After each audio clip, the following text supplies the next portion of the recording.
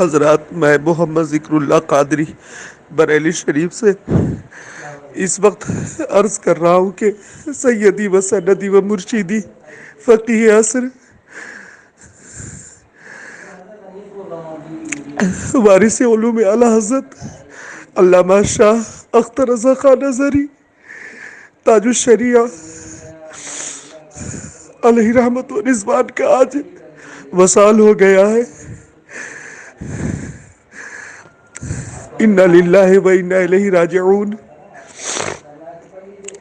اللہ تعالی اہل سنت کی حفاظت فرمائے، اہل سنت کے درمیان اتحاد عطا فرمائے، حضور تاج الشریعہ کے سارے لواحقین معتقدین کو مریدین کو صبر جمیل عطا فرمائے، مولا تعالیٰ تاج الشریعہ کا بدل عطا فرما اور حضور تاج الشریعہ کے درجات بلند فرما،